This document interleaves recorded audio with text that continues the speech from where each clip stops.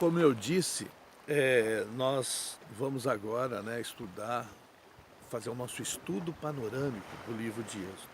E o livro de Êxodo também foi escrito por Moisés, né, ele escreveu Gênesis, Êxodo, Levíticos, Números e Deuteronômio. E nós vamos ver, claro, o estudo panorâmico de todos esses livros, como o de outros livros da Bíblia. E claro, cada um vai ser num cenário. Eu não posso te falar qual vai ser, porque é Deus que vai nos proporcionar os cenários para cada um desses estudos, né? Porque ele é um estudo panorâmico. E esse de Êxodo, Êxodo foi um livro que foi escrito pelo fato de ter sido escrito por Moisés, mais ou menos 1450 anos antes de Cristo, e ele trata de alguns assuntos.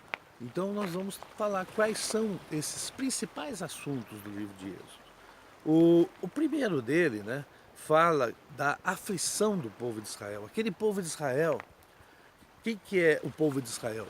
Jacó, né, no livro de Gênesis, mostra que ele veio, né, ao encontro de José, que estava no Egito, e passou a reinar no Egito, e ele veio com toda a sua família para o Egito, no melhor da terra do Egito.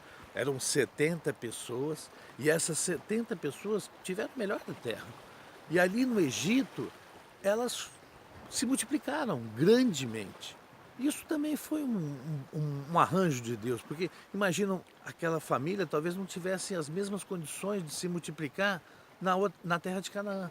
Agora, ali no Egito, ela teve condições de se multiplicar. E ela se multiplicou muito. E aí o povo do Egito, né, que passou, né, a reinar um faraó que não conhecia a história de José e nem do povo de Israel, colocou aquele povo em grande aflição. E é interessante isso, né? Porque quando nós estamos numa situação boa, como acontecia com esse povo de Israel, olha só, de 70 pessoas, eles passaram a ser mais de 2 milhões de pessoas, numa terra muito boa. O que aconteceu? Eles não ligavam para Deus. Mas conforme eles começaram a passar por aflição, eles clamaram ao Senhor. E aí o Senhor teve que providenciar o quê? A libertação deles. Eles estavam agora como escravos na terra do Egito. E aí Deus teve que providenciar a libertação. E como que Deus fez essa libertação? Deus podia ir lá e destruir o Egito, tirar aquele povo, mas Deus tem a maneira dele. É isso que nós queremos passar, né? Que eu quero passar para você, né? É a maneira de Deus, é você ser um conhecedor de Deus. Deus, ele tinha tantas formas para fazer isso, mas ele escolheu fazer através de uma pessoa. E qual foi a pessoa que Deus escolheu? Nesse caso foi Moisés. E Moisés foi preparado por Deus. E ele não foi preparado de qualquer maneira. Ele estava lá entre o povo de Israel, né? Ele era um hebreu, só que ele não podia ser criado pelos hebreus. Ele não conheceria as coisas necessárias para liderar e libertar um povo. Então Deus providenciou toda uma situação, todo um arranjo. Ele foi criado pela filha de Faraó. Ele foi cuidado pela própria mãe, assalariada pela filha de Faraó. Olha que coisa maravilhosa.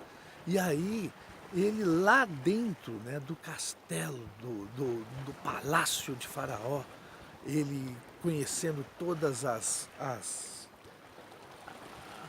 técnicas, tudo que se precisava, né, para um grande libertador ali dentro do palácio, criado, foi criado no início, né, quando ele era novo, pela mãe. E ele, quando cresceu, ele não perdeu a identidade dele de hebreu.